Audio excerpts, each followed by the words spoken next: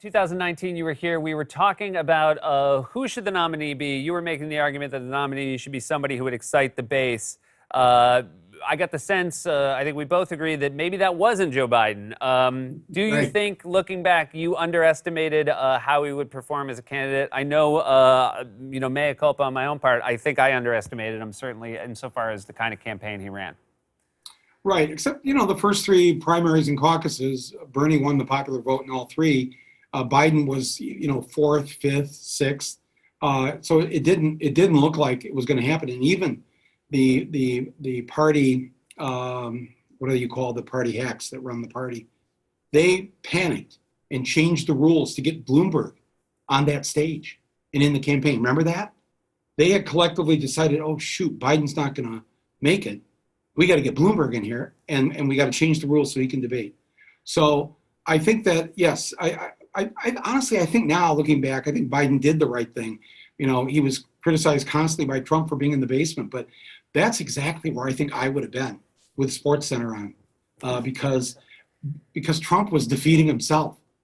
The more Biden just let Trump talk, the more that Trump just kept doing one wackadoodle thing after another, that was going to guarantee his defeat. And, they asked people now in these last couple of weeks voted for Biden, what's the number one reason why you voted for Biden? 58% said, because I wanted to defeat Trump. I wanted to remove Trump. So that's still the number one reason that they wanted. But I honestly believe, maybe I'm wrong, but I want to hang on to some belief that Biden is going to seize this moment. He's happy birthday, by the way, 78 years old here. And he knows that he's in that final quarter of his life. And so I think when people get to that age, they want to go out believing they've done something profound, that they've really made a difference. You don't want to go out because you passed a good tax bill or a trade bill or whatever.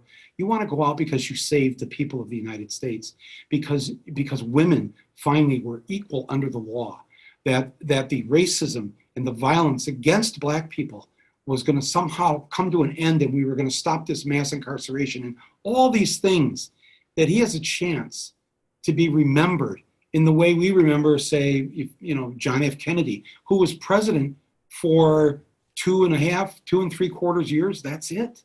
And yet, look how he's remembered. So Biden has that chance. And the people want him to succeed. I really believe that. And I do. And there's so much to get done. All of us have to be active and involved in this. We have to get the Senate. We all have to do whatever we can to help out in Georgia between now and January 5th. Everybody in Georgia, you've got to get registered to vote by December 7th. If you're 17 and you're up watching Seth right now, because there's no school to go to tomorrow, you can vote in this. If you turn 18 by January 5th, you could register right now at 17 years old. So these are the things we need to be active and involved in, and we've got more work to do. But we get to play offense. We get the quarterback is, in his heart, is with us, and that's not a bad thing. Not a bad thing at all. I don't want to leave without you having a chance to be pessimistic about something. I have heard you're a little worried about the turkey pardon. Oh yeah, that's right. Oh, that's coming up on Tuesday. The pardon. Every year, the president pardons the turkey, and I'm so worried about. First of all, don't let your children watch this, because things are so crazy with Trump right now. This is going to be the one year where the president doesn't pardon the turkey. The president's going to friggin' kill the turkey. He's going to wrap his hands around that turkey's neck, or he's going to call Eric in with one of his safari hunting guns, or something bad is going to happen with Tommy Turkey. And this is, all I want to think about when I think about Thanksgiving is that the Myers family, is it going to happen this year? We're being hopeful. We're trying to quarantine so that we can do it safely next week.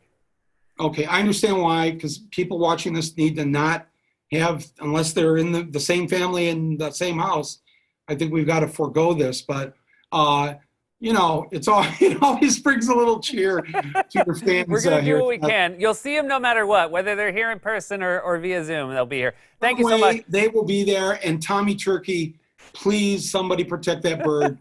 Please. That's all I'm asking. Thank you, Michael. Rumble with Michael Moore is available wherever you get your podcast.